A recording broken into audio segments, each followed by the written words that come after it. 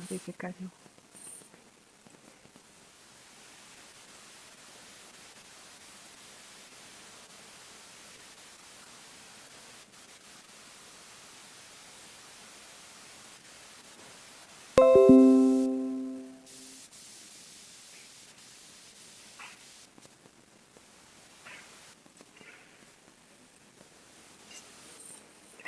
Gracias. Bueno, me disculpo con ustedes eh, por los inconvenientes técnicos, pero vamos a continuar. Por favor, quisiera que alguno me dijera si ya, si, si ya pueden ver y escuchar bien a través del chat. Por favor, alguno me confirma.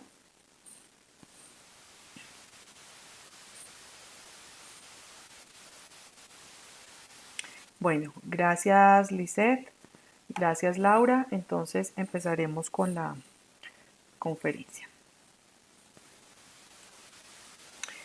Bueno, les decía que para el plan, les decía que para el desarrollo del plan de emergencias deben basarse en el decreto 332, en la guía del FOPAE o en cualquier otra guía que sus ARLs les puedan compartir. Estas guías igual han sido basadas en la normatividad que en Colombia existe y en la guía del FOPAE. Entonces son buenas herramientas para que ustedes puedan eh, diseñar su plan de emergencias y contingencias y ahí, además de encontrar el paso a paso, les dan otras herramientas y otras sugerencias para poder desarrollar el plan. Bueno, les decía también que el plan de emergencias no es lejano al ciclo PHBA, también hace parte y se debe desarrollar dentro de este ciclo, en donde la parte de planeación pues tiene que ver con todo lo que con toda la información que nosotros tenemos de nuestra organización.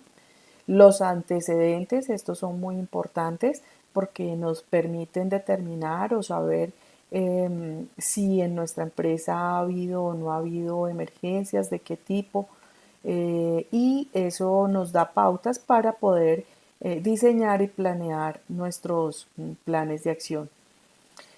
No, es el definir el comité de gestión de riesgos. En planeación también vamos a hacer el análisis del riesgo y la intervención del riesgo definido.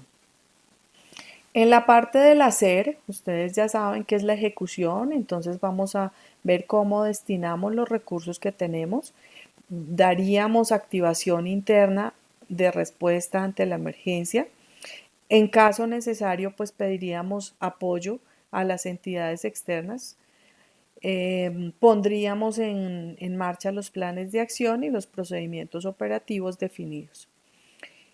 En la verificación hay dos partes. La primera son los simulacros y las simulaciones. Esto cuando no, pues no hemos tenido ninguna emergencia y nos sirve para preparar y evaluar, capacitar y entrenar tanto a las personas que no van a atender la emergencia como a las personas que atienden la emergencia que se presente. Cuando ya ha habido una emergencia, entonces hacemos la investigación y esa investigación hace parte del verificar nuestros procesos. Y a través de las auditorías que debemos hacerle a nuestro plan de emergencias, donde vamos a mirar los resultados que nos van a llevar a los cambios. ¿Y dónde vamos a hacer esos cambios? En el actuar. Todos los cambios que nosotros vamos a hacerle al plan de emergencias lo vamos a trabajar en la última fase del ciclo PHBA, que es el actuar. Entonces haremos el seguimiento a la intervención del riesgo, daremos continuidad a nuestro plan de emergencias y haremos la evaluación de los indicadores que hemos definido para saber si nuestro plan de emergencias está funcionando o no. Entonces, aquí tenemos el macro y tenemos el paso a paso de lo que implica nuestro plan de emergencias. Ahora vamos a desarrollarlo. Entonces, vamos a mirar qué debe tener un plan de emergencias y contingencias. Pues lo primero que debe tener es una introducción donde vamos a presentar y señalar la importancia y la orientación del plan de emergencias. Vamos a mirar los antecedentes teóricos y prácticos. ¿A qué me refiero con ello?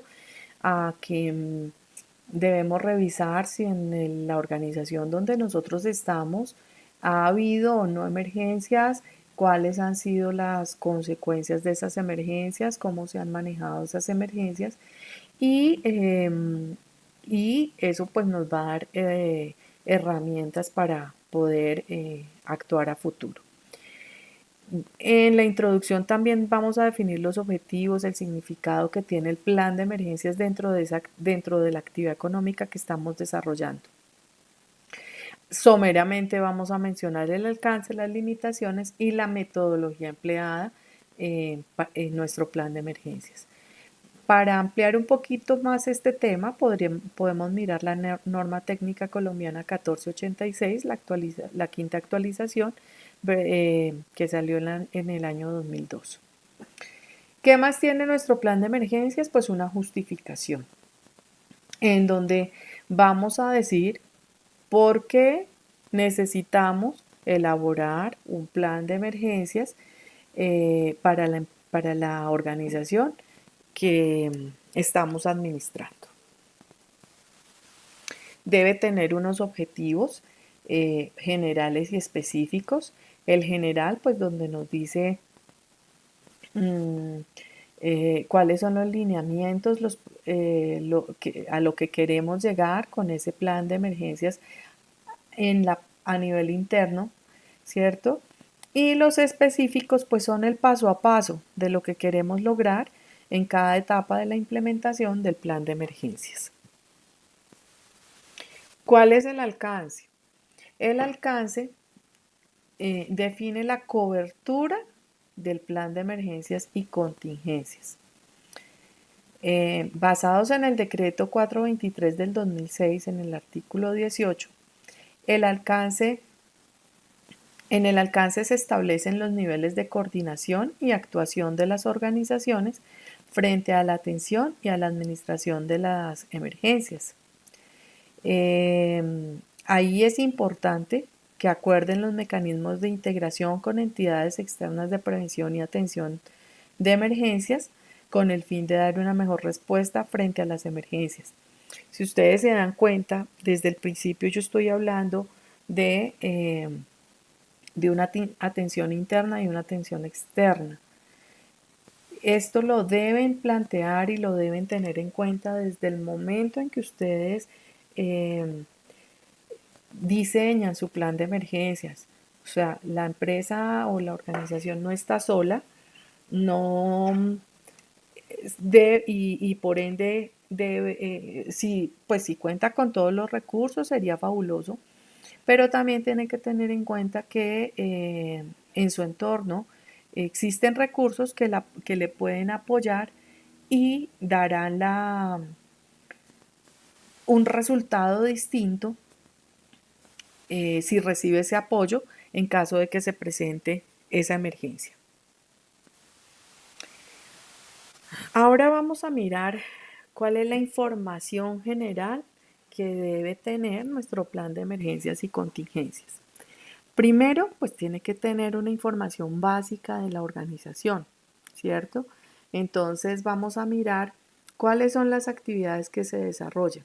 Entonces vamos ahí en esa información básica, vamos a describir los procesos productivos, las materias primas, los insumos que utilizamos, con el fin de determinar los riesgos que están asociados a nuestra actividad económica, a nuestro proceso productivo. Ya que con base en esa información se van a enfocar las actividades de prevención y atención de emergencias. Segundo, Vamos a describir la ocupación. Cuando hablamos de describir la ocupación, estamos hablando de las personas. Las que son fijas en las instalaciones, como los trabajadores y los contratistas, y las personas que son flotantes, como los visitantes y los clientes. Recuerden que nuestro plan de emergencias es importante tener en cuenta no solo las personas que están siempre en nuestra organización, sino aquellas que van y vienen. Entonces, tenemos que asegurarnos que nuestro plan de emergencias y contingencias cubra también esta población flotante. Otra cosa que es importante es las características de las personas que tenemos dentro de la organización. Me explico, son las personas que son de más corta edad o de mayor edad, personas que tengan limitaciones físicas, que tengan algún tipo de discapacidad o personas que estén enfermas. Recuerden que ante una emergencia, estas personas serían las más vulnerables y tenemos que saber, los responsables de desarrollar los planes de acción tienen que saber cómo actuar con estas personas de mayor vulnerabilidad. Las características de las instalaciones. Es necesario que evaluemos las características de la edificación o de la instalación donde nos encontramos. Recuerden que en la resolución 1016 perdón, ahí hay un error en la fecha. En la resolución 1016, en el artículo 11, en el numeral 18, ahí nos dicen cuál debe ser el diseño y la construcción de las edificaciones y que se deben hacer con materiales resistentes, que se deben hacer vías de salida adecuadas para la evacuación. También en la norma NSR 98 se reglamentan los criterios de construcciones sismorresistentes y en otra normatividad. Entonces nosotros tenemos que asegurarnos de que las edificaciones en las que estamos cumplan con esta normatividad y si no cumplen, entonces tenemos que tomar las medidas preventivas para definir eso, ¿sí? ¿Qué debemos revisar en nuestras instalaciones? Pues la red eléctrica, los sistemas de ventilación, los ascensores, los sótanos, los transformadores, las plantas eléctricas, bueno, todo lo que tiene que ver con la planta física. Aunque nosotros conocemos y lo podemos describir muy bien en un documento, la forma más práctica y la forma que debemos utilizar para identificar la situación debe ser con un plano o un diagrama que nos indique y nos facilite la ubicación y la interpretación técnica de estas áreas analizadas. Esto también nos ayudará a hacer que las instalaciones sean seguras o mejorar la seguridad de las personas que ocupan las diferentes áreas. ¿Qué más debe tener, qué otra información debe tener nuestro plan? La georreferenciación de la organización. Volvemos a hablar del nivel interno y a nivel externo. ¿A qué me refiero con esto? A nivel interno, debemos contar con los planos de la organización, con el fin de elaborar un mapa físico por pisos de las áreas que tenga, la ubicación de las diferentes secciones o dependencias, las entradas principales y alternas, las vías aledañas a la organización y la ubicación de recursos internos. ¿Esto qué nos va a dar? Pues nos va a dar un mapa mental y gráfico de cómo es nuestra organización y qué recursos tiene para poder atender una emergencia en caso de que se presente. A nivel externo, tenemos que mirar el entorno. Entonces tenemos que mirar las características del lugar en donde nuestra organización se encuentra. Si es en una zona industrial, si es en una zona residencial, si es en una zona comercial o mixta.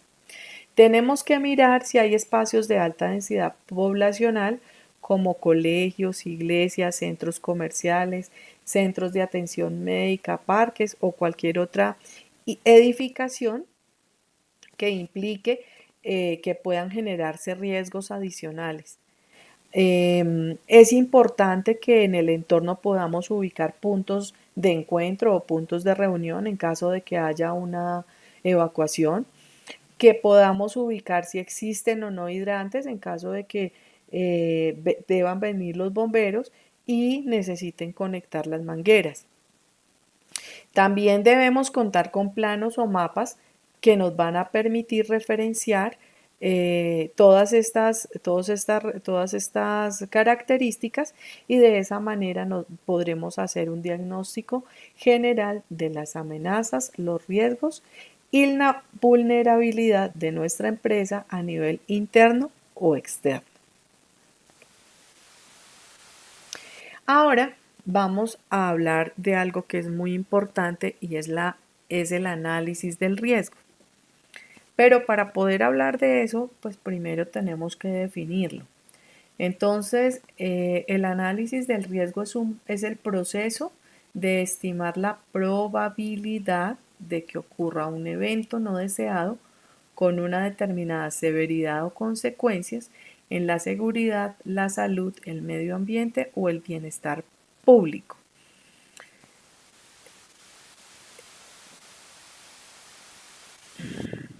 Entonces, cuando nosotros elaboramos un plan de emergencias, tenemos que mm, garantizar que este plan de emergencias permita prevenir y mitigar los riesgos, atender los eventos con la suficiente eficacia, minimizando los daños a la comunidad interna y externa, al medio ambiente y recuperarse en el menor tiempo posible.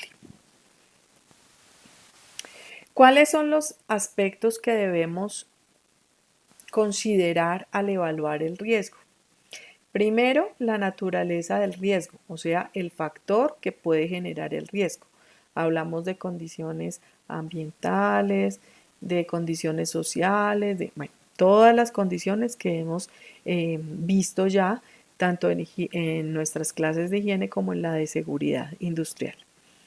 Tenemos que ver la facilidad de acceso o vía de contacto. ¿Eso qué quiere decir? O sea, el grado de exposición al que estamos expuestos con ese factor que genera el riesgo. Las características del sector y la población y de la población expuesta. Tenemos que mirar la posibilidad de que ocurra el evento y la magnitud de exposición y sus consecuencias. Tenemos que identificar los peligros asociados a los riesgos, entendiendo que estos peligros se toman como el potencial de causar daño. ¿Y para qué nos sirven estos 5 ítems? Para poder definir las medidas que permitan minimizar los impactos que se pueden generar. Vamos a mirar cuáles serían los objetivos específicos del análisis del riesgo. Pues el primero es identificar y analizar los diferentes factores de riesgo que involucran los peligros potenciales que podrían afectar las condiciones socioambientales de la organización. El segundo es establecer con fundamento en el análisis de riesgo las bases para la preparación del plan de emergencias y contingencias. Entonces, como se dan cuenta, pues en el uno identificamos y analizamos y en el otro establecemos los, los planes de acción que nos van a permitir reaccionar ante esos riesgos identificados. Para analizar los riesgos debe seleccionarse una metodología y existen muchas metodologías. Lo que tenemos que tener en cuenta al seleccionar metodología es la disponibilidad de información que tenemos y el nivel de detalle que deseamos alcanzar, eh, o la complejidad que queremos con nuestro plan de emergencias y contingencias. Pero en resumen, las metodologías, ¿qué nos van a hacer? Primero, identificar las actividades o las amenazas que implican los riesgos durante la fase de construcción, operación, mantenimiento, cierre o abandono de la organización. Segundo, después de haber identificado esas amenazas que nos pueden generar eventos, vamos a hacer la estimación de su probabilidad de ocurrencia. Tenemos que, no, todas las amenazas identificadas no necesariamente nos dicen que pueden materializarse. Entonces tenemos que evaluar qué probabilidad hay de que ocurran o no ocurran. ¿Y cómo lo vamos a mirar?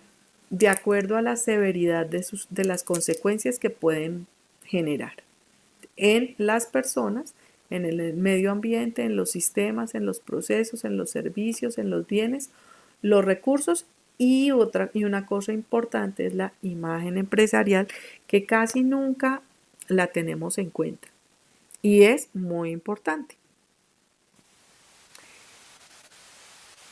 Y la otra cosa que tenemos que mirar es el cálculo o la asignación del nivel del riesgo. Y eso nos permite determinar el nivel de planificación para los diferentes planes de acción. ¿Sí? Entonces, con esos tres aspectos o con esos tres elementos vamos a poder definir nuestros planes de acción. Algunas de las metodologías que utilizamos son metodología de colores, análisis preliminar basado en la metodología Apple y el método semi-cuantitativo GHA. Entonces, aparte de estas, pues como les digo, hay otra serie de metodologías.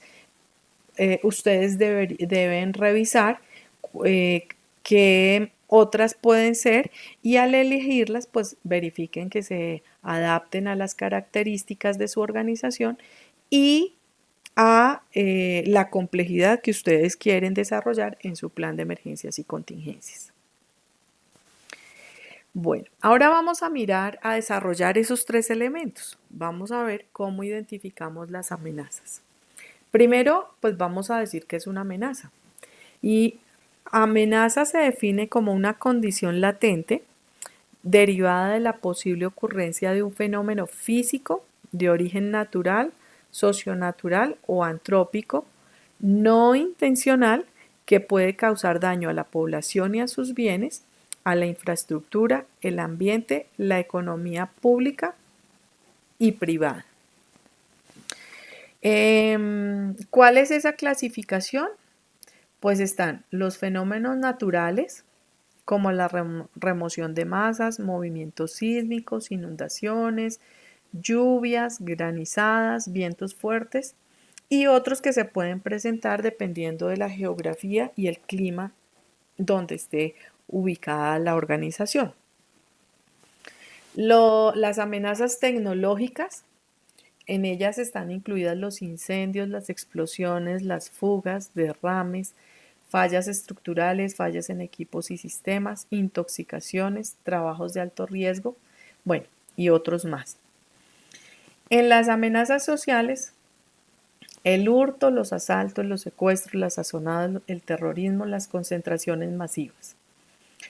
Cuando nosotros vamos a identificar estas amenazas, debemos hacer una descripción detallada, incluyendo el punto crítico en la medida en que la amenaza es muy importante para la organización.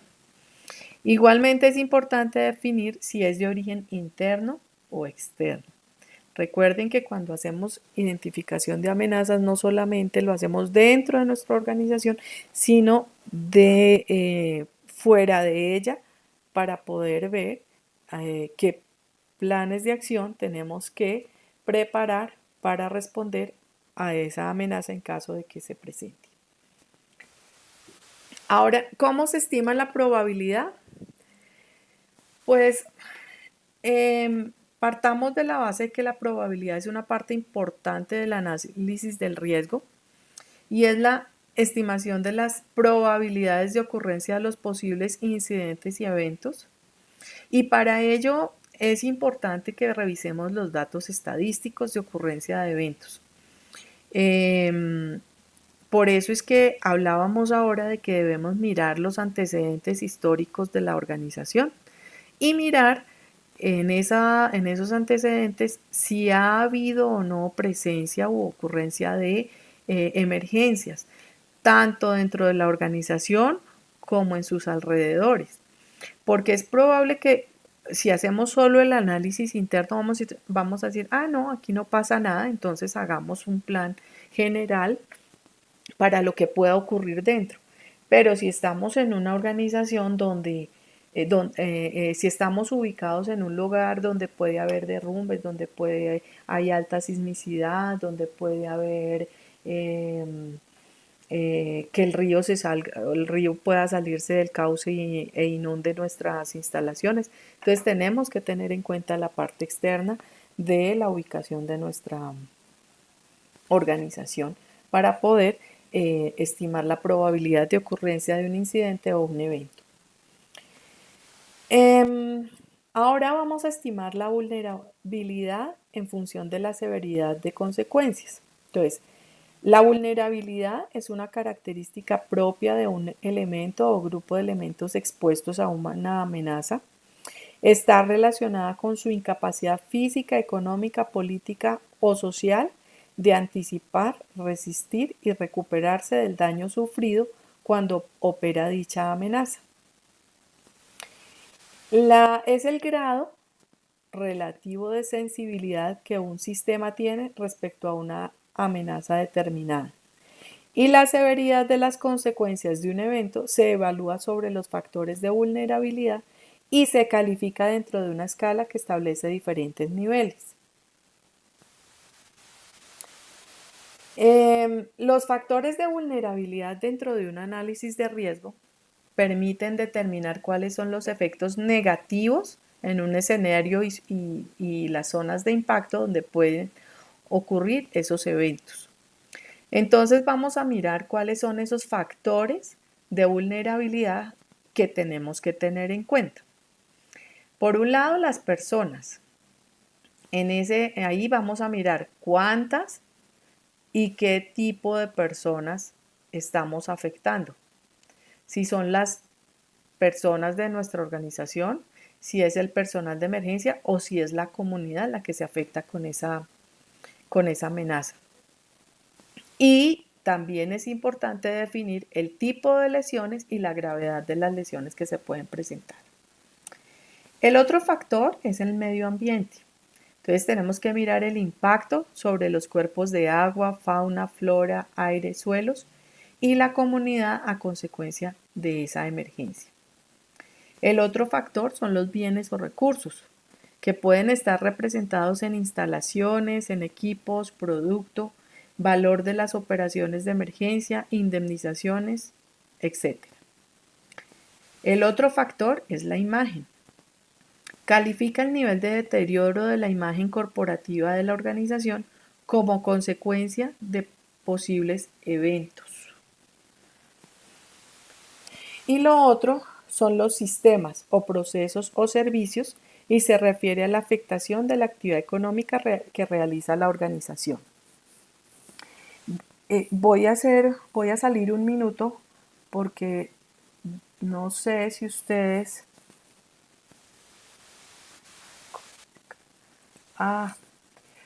Sí, acabo de darme cuenta, Laura, qué pena. Ya voy a restablecer la imagen.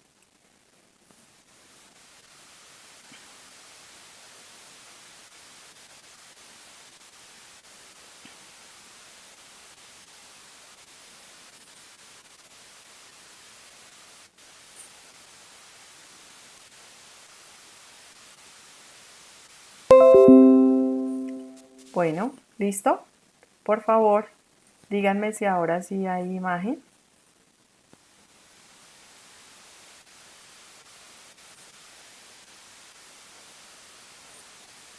Por favor, alguna, confírmeme. Carolina, Laura, Claudia. Ok, muchas gracias. Entonces, qué pena.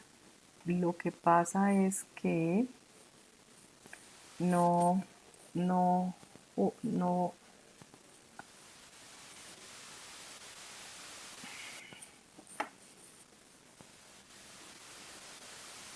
Bueno, listo. Entonces, volvamos. Entonces, el otro factor de vulnerabilidad son los sistemas, procesos o servicios, que se refiere a la afectación de la actividad económica que realiza la organización. Estos son los factores vulnerables, de vulnerabilidad que tenemos que tener en cuenta al momento de hacer el análisis del riesgo, y tenemos que hacer una valoración de qué tanto se afectan cada uno de estos factores. ¿Cómo vamos a hacer eso? Pues a través del cálculo del riesgo. El riesgo, entonces vamos a ver cómo está definido el riesgo. El riesgo está definido como el daño potencial sobre la población, los bienes, la infraestructura, el ambiente, la economía, que pueda causarse por la ocurrencia de amenazas de origen natural, socionatural o antrópico, no intencional, que se extiende más allá de los espacios privados o de las actividades particulares de las personas y de las organizaciones, y que por su magnitud, velocidad y contingencia hace necesario un proceso de gestión que involucre al Estado y a la sociedad. El riesgo está definido en función de la amenaza y la vulnerabilidad como producto ante la probabilidad y severidad del escenario, y permite establecer la necesidad de la adopción de medidas de planificación para el control y la reducción de riesgos. Veo que nuevamente perdimos la señal. Denme un segundo, por favor. Ay, es que nos desconectamos. No, se desconectó. Sí. Ay, dile a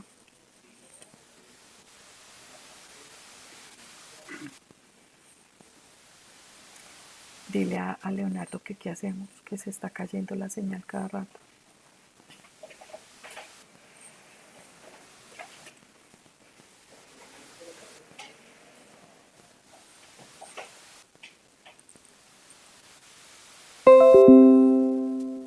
Bueno, por favor, alguien confírmeme si ya tenemos nuevamente señal y si el sonido está bien.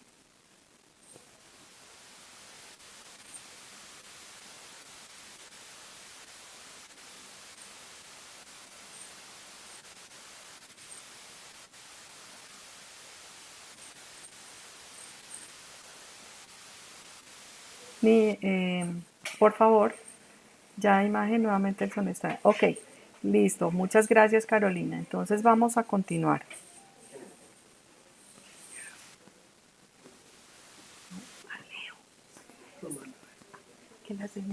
Discúlpenme un segundo, por favor. Es que cada rato se está cayendo la señal. Entonces se interrumpe la...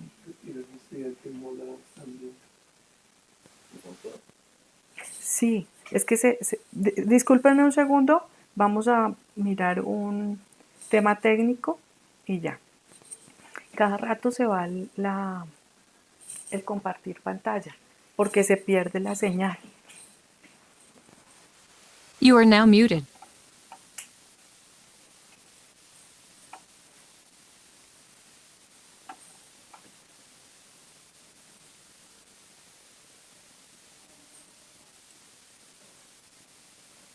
¿Me estás compartiendo, profe? No. Sí, ahí sí. Sí. Es que yo veo a tu en la señal, pues. Sería que Bueno, uno sigue editando eso. bueno, dejémoslo así. Entonces, sí, gracias, Johncito. You are now unmuted. Gracias. Bueno.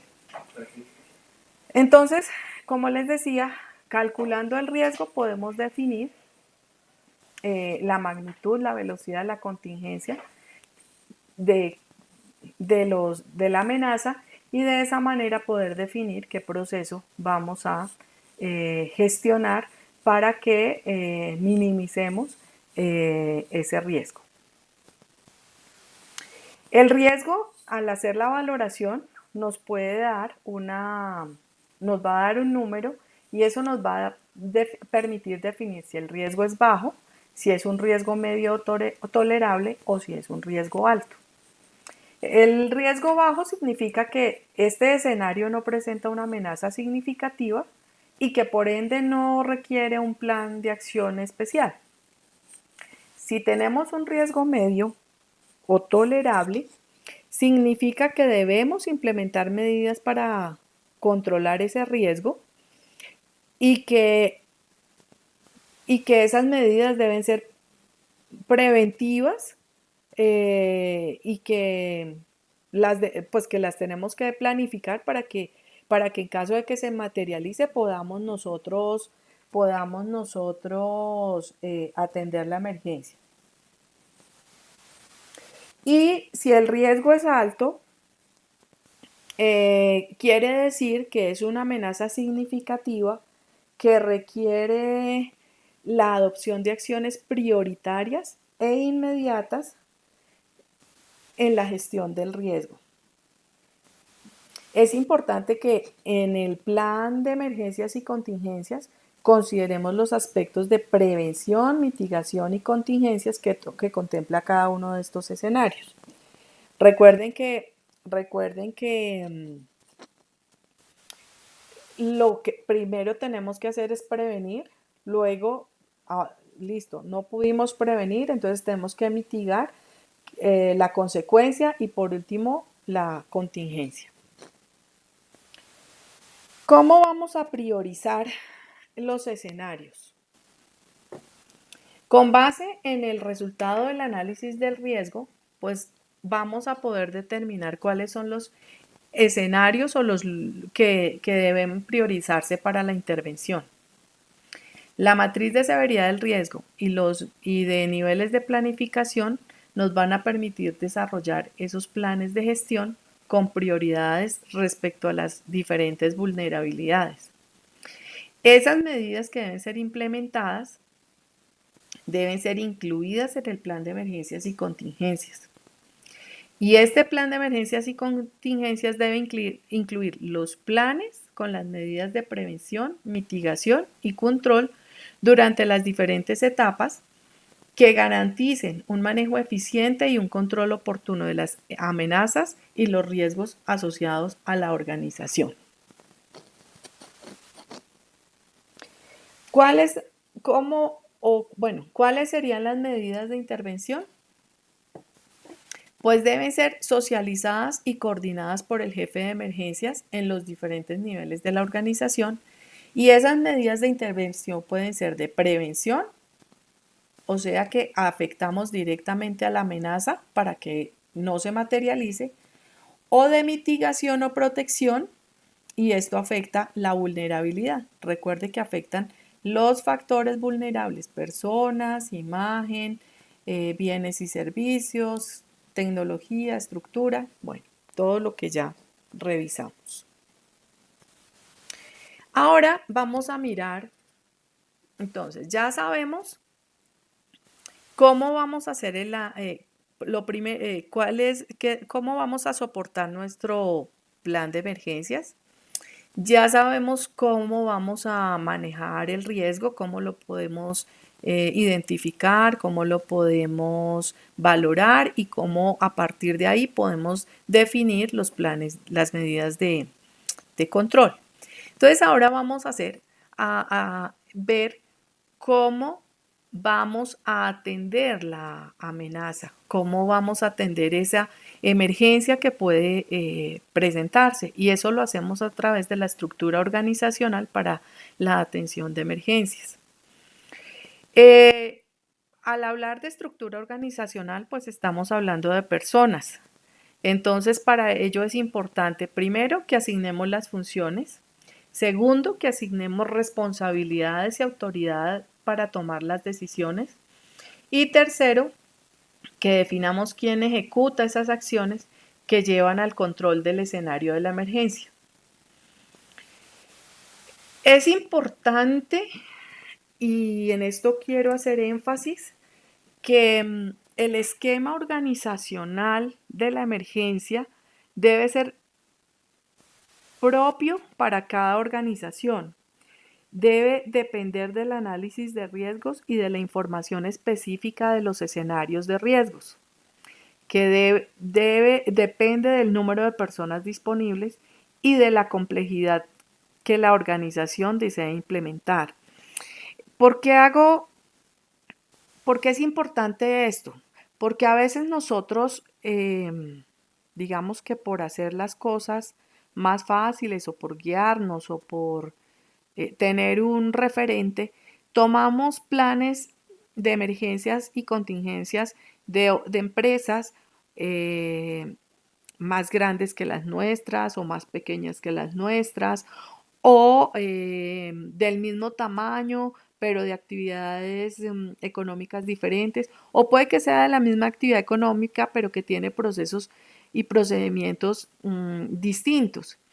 Y resulta que nosotros no podemos copiar de otras organizaciones, porque nuestra organización es única, única en su proceso productivo, única en su forma de funcionar, única en los recursos. Por eso es que es importante que nosotros diseñemos nuestro propio plan de emergencias y contingencias teniendo muy claro el paso a paso y teniendo muy claro qué tenemos, cómo tenemos las cosas y a qué recursos podemos acceder. Entonces, por favor, no cometamos el error de copiar los planes de emergencia o contingencia, porque seguramente vamos a tener un documento muy bonito, pero al momento de ponerlo en acción o al momento de operativizarlo no nos va a funcionar. Entonces, aquí, esta es una estructura organizacional para la atención de emergencias, donde vamos a tener un comandante de incidentes, es la cabeza y es la que dice quién, cómo, cuándo, dónde. Ahorita pues vamos a ver cuáles son las funciones de cada uno de estos personajes que vemos en esta estructura. Digamos que si nosotros pudiésemos tener toda esta estructura sería ideal. Si no, pues debemos adaptarla a las condiciones que tenemos. Entonces vamos a revisar qué hace cada una de estos niveles. Esta estructura es un sistema administrativo de emergencias, se llama Sistema Comando de Incidentes, SCI. Y este sistema está diseñado para generar acciones preventivas, acciones de preparación, acciones de respuesta, acciones de recuperación, acciones de mitigación de las emergencias y recibir apoyo interinstitucional. Vamos a tener un sistema comando de incidentes exitoso si tenemos una estructura bien definida, planeada en procedimientos normalizados o estandarizados de operación, con prácticas rutinarias y uso para todos los incidentes. Cuando nosotros tenemos una operación sin un sistema de comando del incidente, pues nos va a llevar a un mal uso de recursos y pone en peligro la salud y la seguridad de la persona que da respuesta a la emergencia. Entonces es importante que definamos y estructuremos muy bien nuestro sistema de comando de incidentes para que podamos atender satisfactoriamente y eficazmente las emergencias que se nos pueden presentar. Aquí es importante estos 6 aspectos. Primero, que siempre es una sola la persona que está a cargo del manejo del incidente o de la emergencia. Segundo, que esa persona es quien orienta el despliegue del personal y de los equipos. Es quien organiza al personal, es quien organiza las tareas de forma que la persona que está a cargo no esté sobreocupada. Facilita la comunicación en los diferentes niveles de atención de la emergencia. Facilita los reportes y el establecimiento de una cadena de comando entre el personal que está dando respuesta a la emergencia. Entonces vamos a mirar cuáles son las funciones y los responsables, de acuerdo a la estructura que revisamos, que tiene nuestro sistema de comando de incidentes. Entonces, primero hay un staff de comando. Ese staff de comando incluye a quienes, al comandante de incidentes o jefe de emergencias, a la persona que se encarga de seguridad operacional, a la persona que se encarga del enlace y a la persona que se encarga de la información pública. El jefe de emergencias debe responder antes, durante y después de la emergencia. Los demás dan respuesta durante la emergencia. ¿Cuáles son las funciones del jefe de emergencias? 1. Brindar información a la comunidad de la organización sobre la atención de la emergencia. 2. Realizar el análisis de riesgo de la organización en el momento en que se presenta la emergencia. Estamos hablando de las funciones antes de la emergencia, entonces hacer el análisis antes de que se presente la emergencia. 3. Programar jornadas de capacitación para entrenar tanto a las personas que dan respuesta a la emergencia como a los que no, a las personas de la organización, para que sepan qué hacer en caso de que se materialice la amenaza o la 4. Realizar acciones de intervención y mitigación sobre los riesgos identificados en el análisis de riesgo. 5. Desarrollar ejercicios de entrenamiento en simulaciones y simulacros. ¿Cuáles son las funciones del jefe de emergencias durante la emergencia? 1. Evaluar las prioridades del incidente o la emergencia. 2. Determinar los objetivos operacionales.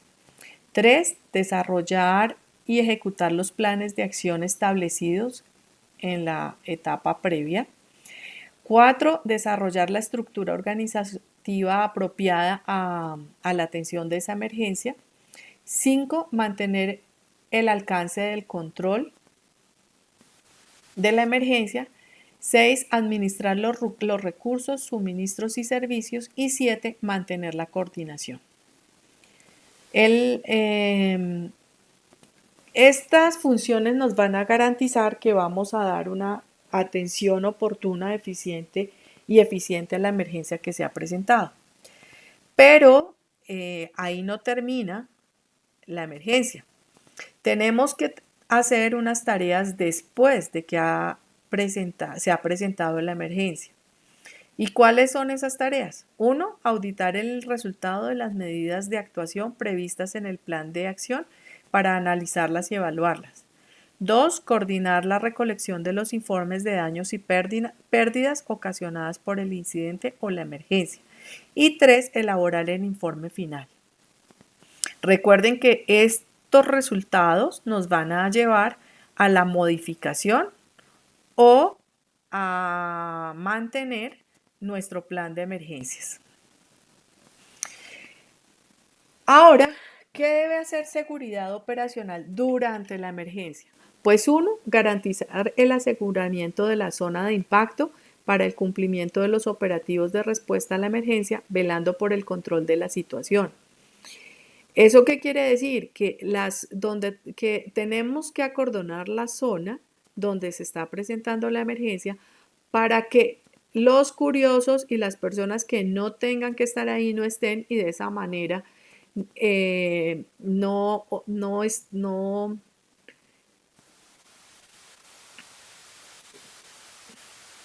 pues no eviten que las personas que deben dar respuesta a la emergencia se demoren en su tarea. Segundo, debe vigilar y evaluar las situaciones peligrosas e inseguras. Y tercero, debe garantizar la seguridad de los grupos o brigadas de emergencias. El enlace. Debe obtener un reporte rápido del comandante de incidentes. Debe identificar a los representantes de cada una de las organizaciones, incluyendo su comunicación y las líneas de información, y debe responder a las solicitudes del personal del incidente para establecer contacto con otras organizaciones. Esta persona de enlace es muy importante y la comunicación de la persona que haga esta tarea es vital porque es la persona que se encarga de mantener comunicación entre el jefe de emergencias, el grupo de personas que da respuesta a la emergencia y comunicarse con las entidades externas en caso de requerir apoyo externo para el manejo de la emergencia. Entonces, esta función es supremamente importante. Y la información pública también tiene una función muy importante. La primera es formular y emitir la información acerca del incidente a los medios de prensa, a otras instituciones u organizaciones relevantes externas a la organización. Y segundo, respetar las limitaciones para la emisión de la información que imponga el comandante del incidente. Esta es la persona que va a comunicar afuera de la organización qué es lo que está pasando y es la que se encarga de cuidar la imagen de la organización. Entonces también es una función muy importante. Entonces, estas son las personas que se encargan como son las personas del staff comando y son quienes lideran todo el proceso. Ahora vamos a mirar qué hacen las personas que están en el staff general. Vamos a mirar qué hacen en la sección de planificación los jefes de sección. Por un lado, supervisan la preparación de los planes de acción. Por otro, proporcionan predicciones periódicas acerca del potencial del incidente. Organizan la información acerca de las estrategias alternativas y compilan y distribuyen la información acerca del estado del incidente. Para eso tienen tres unidades. La situacional, que significa que recolectan y organizan la información acerca del estado de la situación del incidente. La documental quiere decir que mantienen los archivos completos y precisos del incidente. Proporcionan servicios de fotocopia al personal del incidente. Empacan y almacenan los archivos del incidente para cualquier finalidad legal, analítica o histórica. Consolidan la información de todas las ramas y unidades de la estructura organizacional del incidente. Y la unidad de recursos establece todas las actividades de registro de recursos, suministros y servicios para el incidente. Preparan y procesan la información acerca de los cambios en el estado de recursos, suministros y servicios en el incidente. Preparan y mantienen todos los anuncios, cartas y listas que reflejen el estado actual y ubicación de los recursos, suministros y servicios para el transporte y apoyo a los vehículos. Mantienen una lista maestra de registros de allegados a los recursos, suministros y servicios para el incidente. Entonces, esto es en la sección de planificación. Cuando estamos en operatividad, vamos a mirar ¿Cuál es la función del jefe de sección? Elaborar y actualizar los planes de acción, mantener informado al comandante de incidentes acerca de las actividades especiales de incidentes y ocurrencias. ¿Ahí qué tenemos que hacer? Pues los planes de acción. ¿Y cuáles son las funciones? Desarrollar los componentes operacionales del plan de acción, asignar el personal de operación de acuerdo con los planes de acción definidos, con sus respectivos jefes o coordinadores, supervisar la operación y determinar las necesidades y solicitar recursos, suministros o servicios en caso de que se necesiten adicionalmente. El área logística. Esto es muy importante porque sin ellos no vamos a poder atender eficientemente esta emergencia. Entonces, ¿de qué se encarga el jefe de sección? Por un lado, supervisa el abastecimiento, la recepción, el almacenamiento, control y manejo de inventarios y coordina las acciones de ingreso del pedido o solicitud de suministros, el aislamiento de los suministros, el transporte y la entrega. Ellos se encargan del aprovisionamiento. Entonces, identifican y adquieren los suministros que la entidad requiere para su operación, realiza las actividades necesarias para recibir todo tipo de suministros, ya sea por préstamo, donación, compra o reintegro. Realiza todas las actividades necesarias para guardar y conservar suministros en condiciones óptimas de calidad y distribución interna en la bodega, desde que llegan hasta que se requiere, y aseguran la confiabilidad de las existencias de suministros. Cuando hablamos de aprovisionamiento es la preparación para la emergencia. Cuando ya se presenta la emergencia, entonces, ¿cuáles son las funciones del jefe?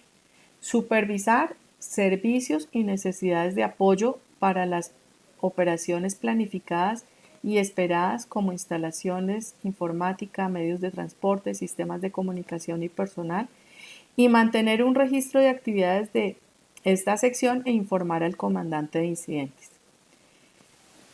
Ahí lo que tiene que hacer el área de logística es distribuir. Entonces debe recibir, procesar, priorizar los pedidos de suministro y servicio para su posterior alistamiento y preparación, acondicionar de manera adecuada los suministros que satisfagan las necesidades de los clientes y hacer llegar los suministros al sitio donde son necesarios. Y a nivel de servicio, debe identificar las necesidades de apoyo para las operaciones planificadas y esperadas, tales como instalaciones, informática, medios de transporte, sistemas de comunicación y personal. Determina el nivel de servicio requerido para apoyar las operaciones. Revisa los planes de acción y notifica a la unidad de recursos acerca de las unidades de la sección de logística que sean activadas, incluyendo nombres y ubicación de personal asignado. Otra área que es muy importante en el momento de la emergencia es la de administración y finanzas. ¿Por qué? Porque a veces nosotros no tenemos en cuenta o olvidamos o no hacemos un buen análisis y al momento de presentarse la emergencia necesitamos recursos y los necesitamos ya. ¿Y quiénes son quienes nos los proporcionan? Pues el área de administración y finanzas. ¿Cuáles son sus responsabilidades? Pues recopilar la información de los costos y de proporcionar presupuestos y recomendaciones de ahorro de esos costos e informar al comandante de incidentes de las acciones que se han realizado en esta sección. ¿Qué es lo que tienen que hacer ellos? Pues revisar los costos y el presupuesto. ¿Cómo lo hacen? Justificando, controlando y registrando todos los gastos y manteniendo al día la documentación requerida para gestionar los reembolsos.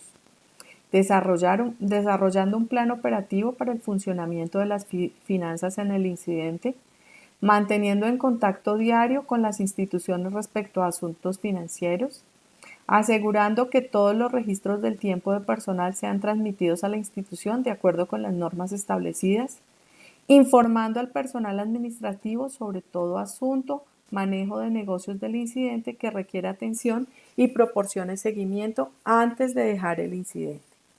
Entonces, estas son las funciones que realizan cada una de las personas que están ubicadas en nuestro sistema organizacional. Ustedes pueden tener todos estos personajes o pueden tener menos o pueden tener más, dependiendo de la estructura y del tipo de empresa que ustedes tengan. Lo importante que es que se tengan y que estas funciones se cumplan al momento de presentarse una emergencia para que pueda ser atendida y que minimicemos las consecuencias. El sistema de comando de incidentes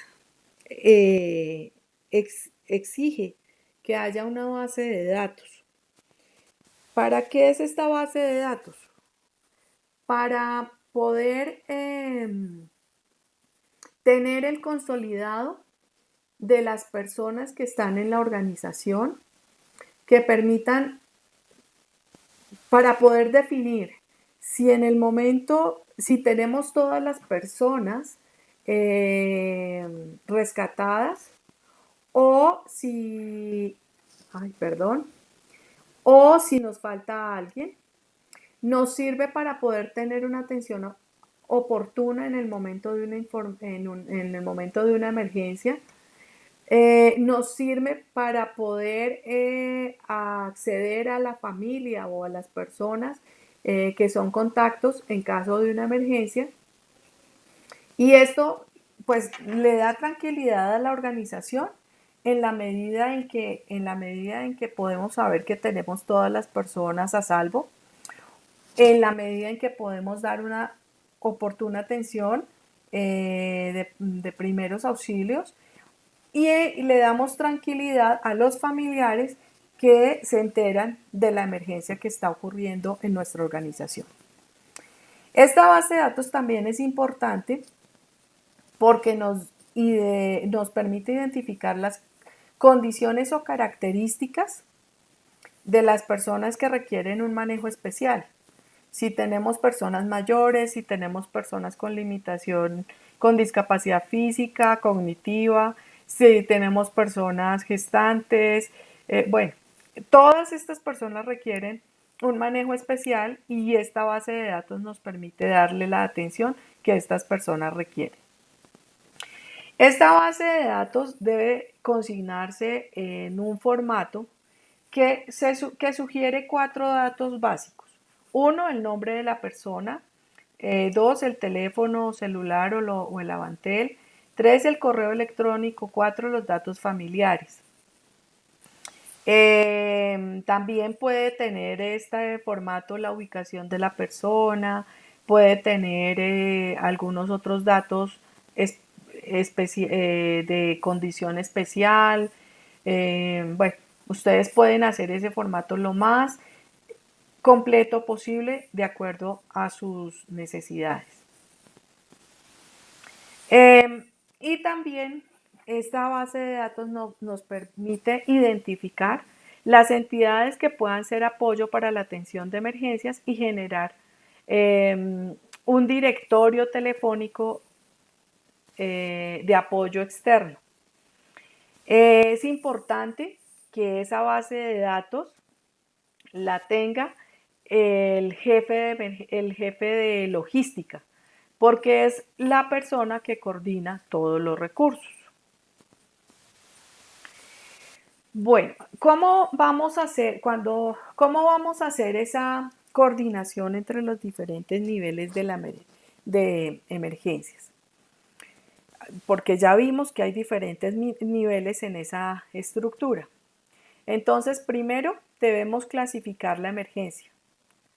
Segundo, debemos guiar la primera respuesta y facilitar la organización rápida dentro de la organización y dentro de las entidades operativas de apoyo. ¿Eso qué significa? Que si nosotros solos dentro de la organización no podemos dar respuesta a esa emergencia, inmediatamente debemos pedir apoyo a esas entidades operativas que están alrededor de nuestra organización.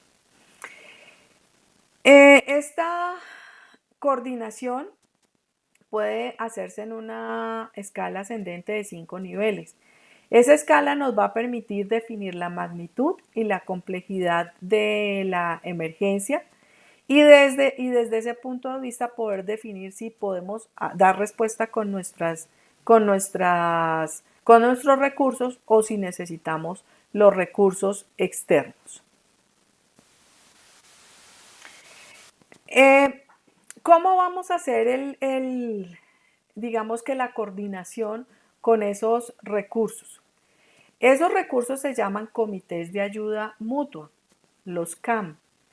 El comité de ayuda mutua es un trabajo conjunto con organizaciones localizadas en la misma zona geográfica. Puede ser fortalecido a través de mecanismos de ayuda mutua que generen estrategias y complementen el plan de emergencias que yo he diseñado. ¿En qué se basa ese plan de ayuda mutua? Primero, en hacer convenios entre las organizaciones. Ese convenio es más un compromiso de asociación para dar respuesta a la emergencia. Normalmente ese convenio lo firman o ese compromiso lo genera la gerencia de nuestra organización. Segundo, delimita el suministro de recursos y servicios. En ese plan de ayuda mutua, cada organización define los recursos que está dispuesta a facilitar para el servicio de las demás organizaciones sin deteriorar las condiciones de seguridad de la empresa. Y tercero, el compromiso de compensación económica o reintegro de los materiales o equipos consumidos, dañados o deteriorados en el control de una emergencia por una organización en beneficio de otras. Digamos que en ese convenio se determina si las empresas que son apoyadas deben o no recuperar esos recursos que les proporcionaron las otras empresas para la atención de la emergencia. ¿Cuáles son las funciones del Comité de Ayuda Mutua? Por un lado, analizar la situación, la gravedad, los riesgos potenciales de activación y reactivación de la emergencia. Planificar y coordinar las acciones de control de la emergencia. Plantear estrategias para enfrentar esa emergencia. Determinar la necesidad y coordinación de la intervención de los grupos de apoyo. Tener a mano el inventario de recursos, suministros y servicios disponibles para atender esa emergencia.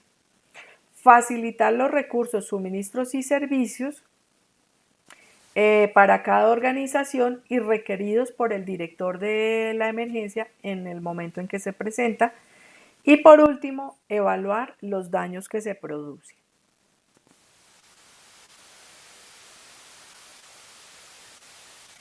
Entonces, esto es todo lo relacionado con el sistema de comando de incidentes en nuestro plan de emergencias. Como ven, es un paso a paso, requiere un análisis y un conocimiento de la organización y de todos los recursos internos y externos que podemos tener.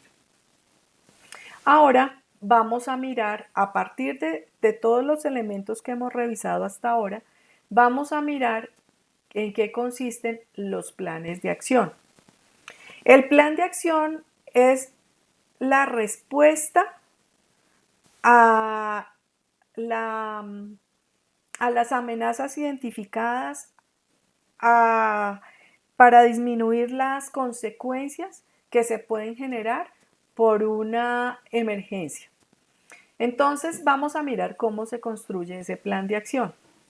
Entonces ese plan de acción debe tener unas metas, unos objetivos, unos procesos y procedimientos que se deben desarrollar en el incidente o en la emergencia, unos recursos específicos de acuerdo a cada una de esas emergencias, los suministros y servicios que se van a utilizar de acuerdo a la emergencia presentada o el incidente presentado, y quiénes son los responsables para cada una de esas acciones.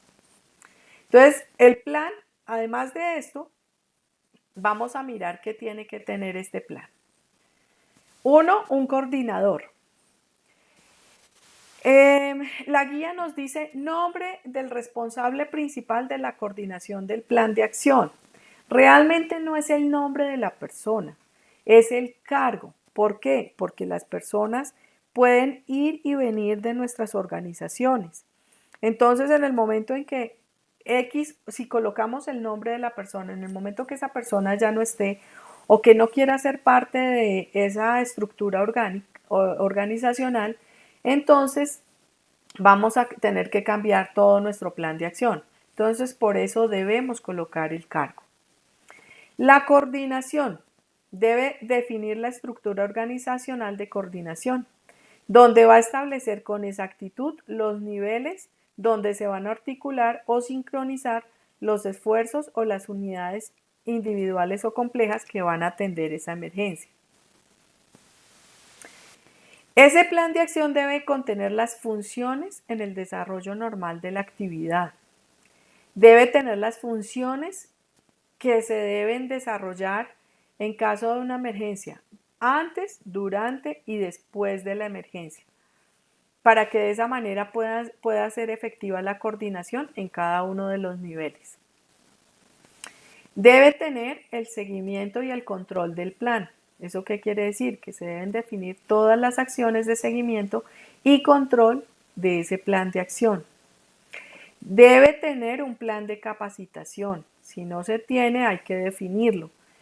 Y allí en ese plan de capacitación se deben determinar cuáles son las necesidades de capacitación que se tienen en los diferentes niveles de la organización. Entonces vamos a mirar qué deben hacer qué se debe hacer en cada uno de los planes de acción. El plan general está a cargo del jefe de emergencias. Corresponde a la coordinación general del plan de emergencias y contingencias en el desarrollo normal de la actividad y en caso de la emergencia. Es importante que los recursos, suministros y servicios estén en un plano para poder visualmente definir y ubicar todos los recursos que tenemos y cómo los podemos utilizar. El plan de seguridad corresponde a la coordinación de la seguridad física del lugar, referido al manejo de entradas y salidas, al cuidado de bienes y servicios.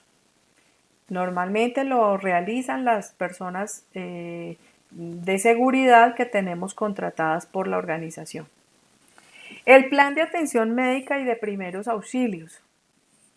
Este orienta a prestar servicio a las víctimas, da una atención prehospitalaria en el lugar del incidente y posibilita la derivación de las personas que lo requieran hacia los centros de atención especializada.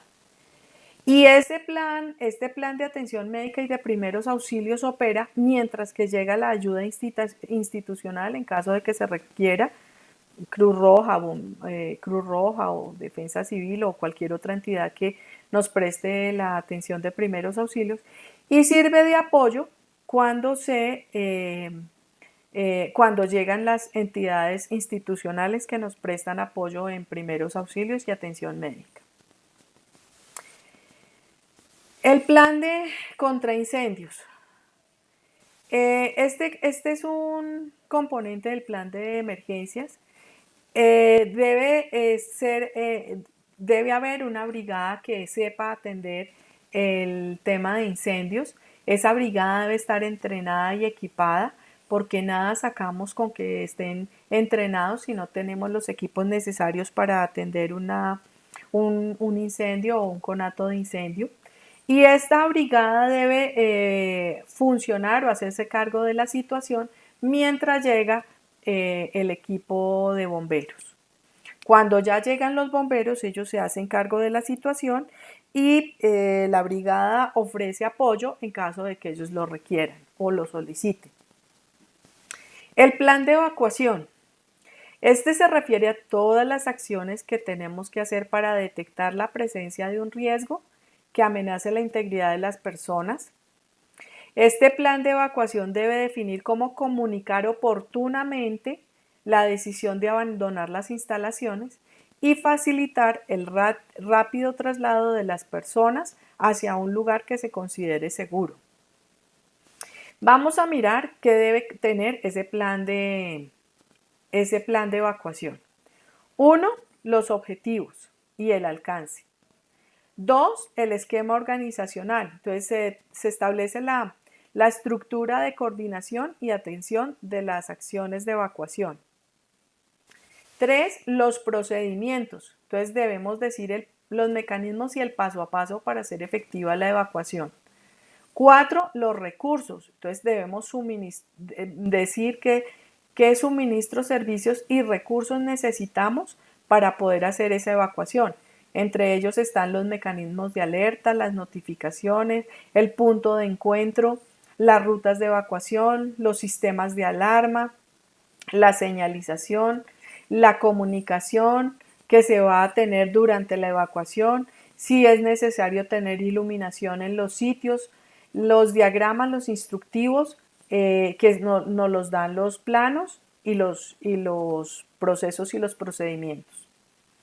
La capacitación, igual que en el plan de contraincendios, pues tenemos que tener una brigada o un grupo de personas capacitado para que pueda implementar ese plan de evacuación, y si no, pues tenemos que definir ese plan de capacitación para que nuestras personas estén capacitadas y entrenadas.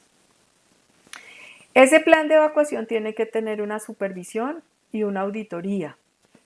Es importante que con alguna frecuencia hagamos revisión y auditoría de ese plan para hacer las modificaciones necesarias y que sea eficiente al momento de aplicarlo. Con los resultados de la auditoría, pues vamos a poder actualizar ese plan de evacuación y que en caso de que sea necesario actualizarlo, y si no, pues poder ratificar que nuestro plan va a funcionar en el momento en que se presente una situación. El plan de información pública. Este plan tiene como finalidad manejar y orientar la información que se entrega a las personas antes de la emergencia, durante la emergencia y después de esa emergencia. Este plan es muy importante porque es el que le dice a los familiares o allegados de las personas de la organización o a los medios de comunicación o a la opinión pública qué es lo que está pasando, y lo debe hacer de una manera centralizada, coordinada y oportuna. Para que no haya confusión y para que no haya una mala imagen de la organización. El plan de atención temporal de afectados.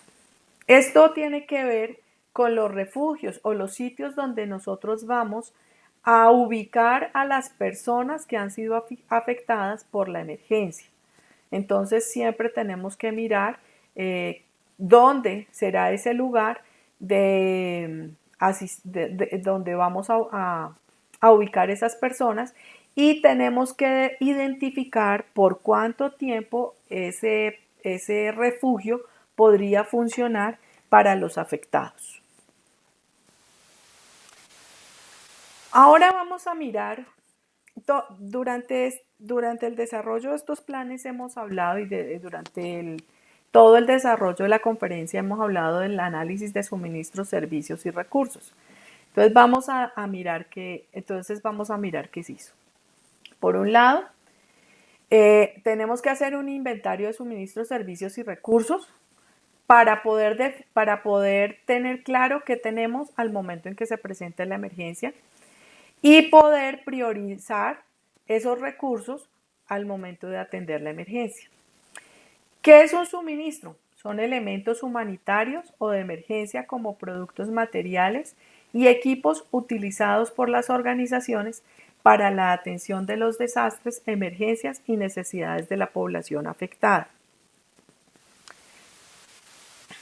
¿Qué es un servicio? Son todos aquellos requerimientos vitales para la óptima respuesta a una emergencia, como medios de transporte, medios de comunicación, informática, instalaciones y personal. ¿Qué es un recurso? Los recursos se clasifican como financieros, técnicos y humanos. Financieros, pues, es el dinero que nos permite cubrir las necesidades que nos genera la emergencia. Técnicos es todo el equipamiento apropiado para enfrentar la emergencia y humanos, pues el personal que necesitamos entrenado, organizado y dotado para atender esa emergencia. Esto es muy importante porque nosotros a veces decimos, sí, tenemos una brigada de emergencias y es probable que la capacitemos, pero si no le damos la dotación necesaria, pues nuestra brigada de emergencias seguramente no podrá responder eficazmente a la emergencia que se presente. En cuanto a el suministro, servicios y recursos, es importante que nosotros podamos definir cuáles tenemos dentro de la organización y cuáles vamos a necesitar solicitarle a las entidades externas que nos van a apoyar.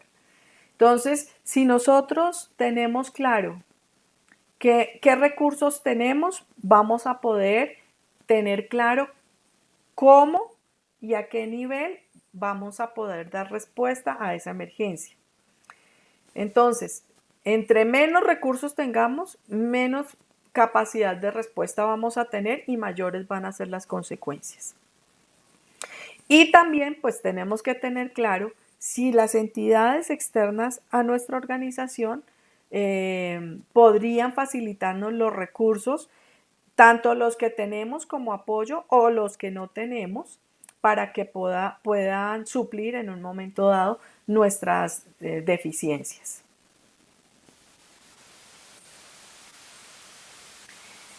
Ahora vamos a mirar los planes de contingencia. ¿Qué es esto?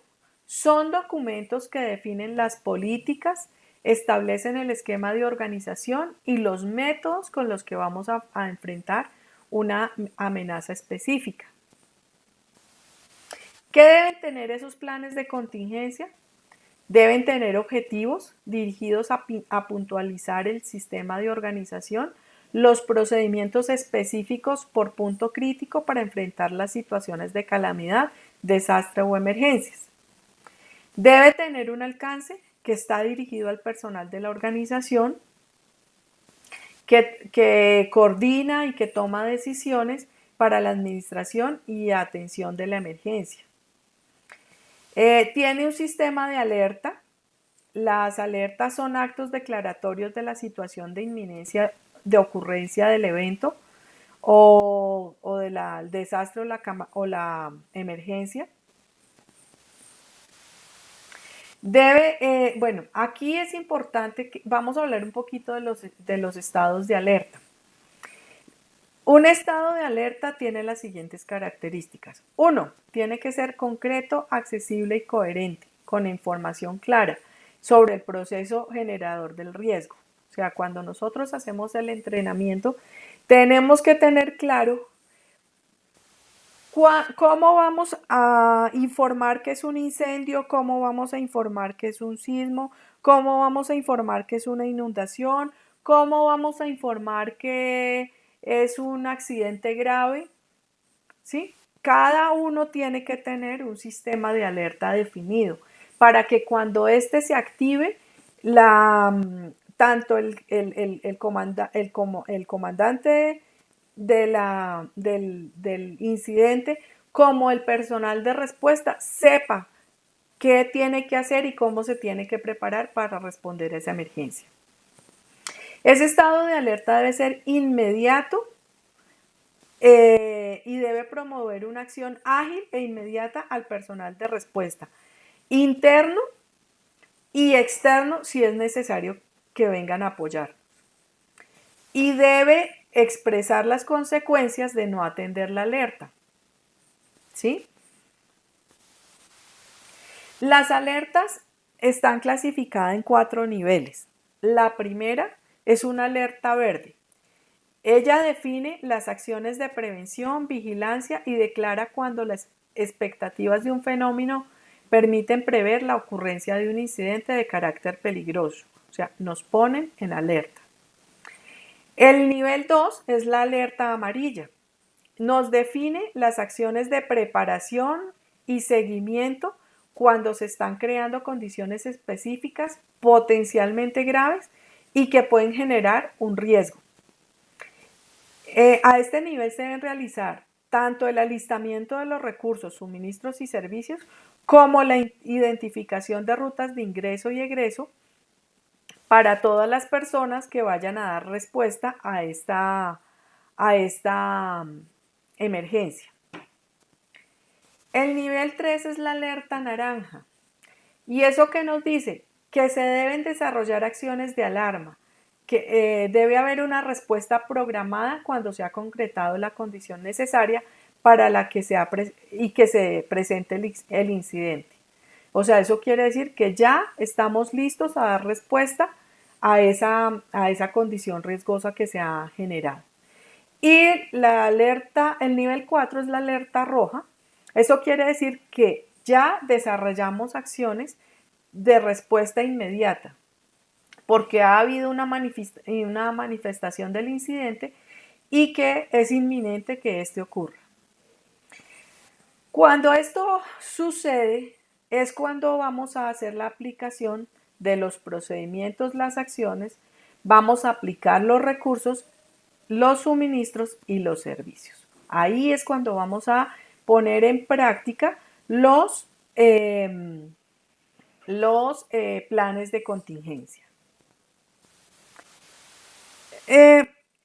Entonces, hasta ahí pues hemos visto cómo tenemos que ir creando nuestro plan de emergencias paso a paso, cómo primero identificamos, luego cómo valoramos, luego cómo vamos preparando los recursos o cómo establecemos nuestra organización de respuesta ante la emergencia y luego cómo y con qué vamos a dar respuesta a esa emergencia.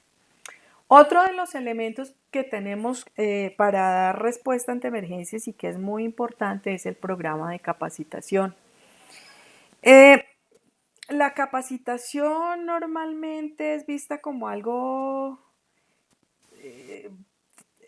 que no tiene tanto impacto y la verdad es que en la emergencia, ante la atención de una emergencia o contingencia, sí es muy importante porque nuestro personal tiene que estar capacitado, pero también entrenado. ¿Qué quiere decir entrenado? Quiere decir que esos conocimientos que usted adquirió los puede poner en práctica y tiene la capacidad de reaccionar frente a una situación determinada. Entonces, no solamente es decir, sí, siéntese ahí y escuche, sino que aquí tenemos que tener grupos de personas capacitados y entrenados. Y cuando yo hablo de grupos de personas, no hablo solamente de la brigada. Estoy hablando del comando de staff, estoy hablando del staff general, estoy hablando de todas las personas de la organización, porque aunque no participen en la respuesta ante la emergencia, tienen que saber qué deben hacer, y cómo hacerlo, dónde hacerlo y en qué momento hacerlo. Entonces, todas las personas de la organización tienen que estar capacitadas y entrenadas. Cuando nosotros hacemos el programa de capacitación, podemos utilizar diferentes medios de comunicación y uno de ellos son los documentos. Entonces hacemos folletos, cartillas, panfletos y para que ratifiquemos a las personas o la información que queremos que ellas tengan. Cuando nosotros hacemos este programa de capacitación, tenemos que tener en cuenta que se van a generar unos costos, tanto para la capacitación como para el entrenamiento, como para la documentación. Entonces es importante tener en cuenta esos costos al momento de hacer nuestro presupuesto para que después no nos quedemos cortos. Ahí, a continuación, pues hay una lista de capacitaciones que se deben tener en cuenta al momento de hacer de preparar la organización. Bueno, ahora, ¿cómo vamos a implementar nuestro programa de nuestro plan de emergencias y contingencias? Primero, debemos diseñar la programación de actividades específicas de la preparación e implementación del plan, proyectarlas a corto, mediano y largo plazo. Al igual que en los sistemas de gestión, tenemos que diseñar cada una de las etapas. Unas se desarrollarán primero, luego otras y luego otras. Entonces tenemos que tener claro qué hacemos primero, qué hacemos segundo y qué hacemos tercero. Cada actividad implica costos y medios necesarios. Entonces tiene cada una de esas actividades y cada proyección a corto, mediano y largo plazo tiene un presupuesto que debe tenerse en cuenta. El plan el programa incluye acciones de divulgación del plan en todos los niveles de la organización. Eso lo hemos dicho en diferentes momentos y es muy importante que lo apliquemos. Desarrollo de ejercicios de simulación y simulacros. Estos deben hacerse periódicamente y son importantes para ustedes como administradores del plan de emergencias y contingencias, porque es ahí donde ustedes van a evaluar si lo que han diseñado, si lo que han hecho, si realmente está apuntando y está dando la respuesta que ustedes requieren, si los recursos son suficientes, si la capacitación de las brigadas es suficiente. También van a poder evaluar en estos simulacros cómo responden las personas de la organización. Porque a veces, aún en los simulacros, las personas que reaccionan mal ante las emergencias también van a reaccionar mal en los simulacros y ustedes van a poder tenerlas en cuenta y de esa manera preparar y entrenar a su equipo de rescate o a su equipo de atención de emergencias para que sepan qué hacer con estas personas. Debe tenerse en cuenta la adquisición de recursos y elementos complementarios para cada una de las emergencias definidas. Debe elaborarse la base de datos y la actualización periódica de esa base de datos. Debe definirse el plan de capacitación y deben hacerse actividades de seguimiento, evaluación y ajuste del plan a través de las auditorías, a través de los simulacros y seguimientos. Y esto nos va a permitir tener un plan de emergencias y contingencias actualizado y eficaz para la atención de esas emergencias. La auditoría, bueno, como lo hemos dicho, pues es un proceso que debe hacerse regularmente. ¿Y qué es una auditoría? Pues es un proceso sistemático, independiente y documentado para obtener evidencias y evaluar esas evidencias de manera objetiva con el fin de determinar hasta qué punto nuestro plan de emergencias y contingencias cumple con las políticas, procedimientos o requisitos de referencia que hemos establecido en ese plan. Esa auditoría debe hacerse con personal interno y externo de la organización. Y los resultados de la auditoría pues son el producto para la actualización de nuestro plan de emergencias y contingencias.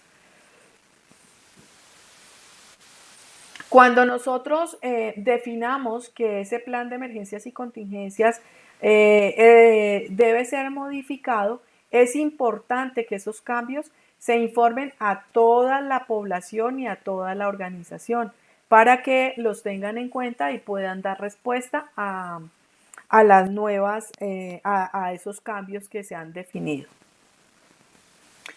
A esas auditorías o a los resultados de las auditorías debe hacérseles un seguimiento y siempre debe existir un responsable del seguimiento al plan de auditorías y al plan de emergencias. Los anexos de nuestro plan de emergencias y contingencias son todos los documentos, formatos, planos, mapas, diagramas de procesos que complementan el cuerpo del plan de emergencias y que se relacionan directa o indirectamente con este plan de emergencias.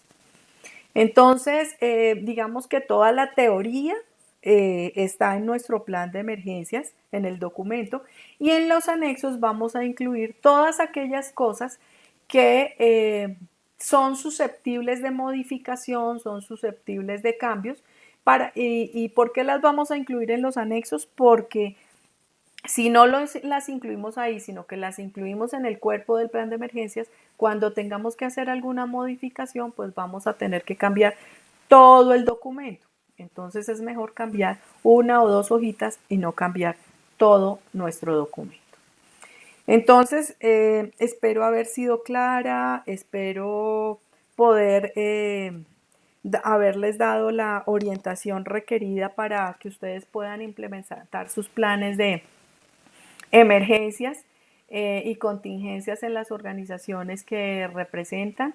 Si tienen alguna pregunta, si tienen alguna duda, pueden comunicarse conmigo a través del correo electrónico patricia.telles@umb.edu.co.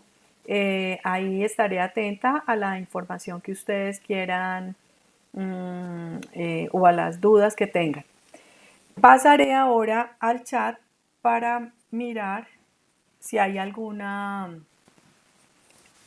pregunta. Laura, Carolina, Claudia, quisiera que me hicieran una retroalimentación o quisiera que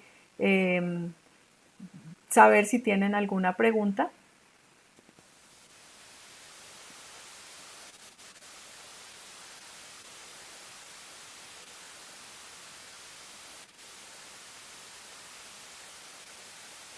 Una pregunta, ¿es mejor el sistema de comando de incidentes manejado como lo hacen los bomberos o el plan de emergencia básico de acuerdo al tamaño de los trabajadores? Bueno, la pregunta que nos hace dice, ¿es mejor el sistema de comando de incidentes manejado como lo hacen los bomberos o Cruz Roja o el plan de emergencias básico de acuerdo al tamaño de la empresa y número de trabajadores? Como yo dije en la conferencia, el sistema de comando de incidentes debe adaptarse a las características y tamaño de la organización, porque es de la única manera que tú garantizas que cubres todas las etapas y que puedes dar realmente una respuesta a una emergencia. Entonces, yo creo que es mejor que sigas, leas la guía del FOPAE y puedas seguir ese paso a paso que te va a dar las herramientas necesarias para hacer el plan de emergencias adaptado a tu organización. ¿Hay alguna otra pregunta?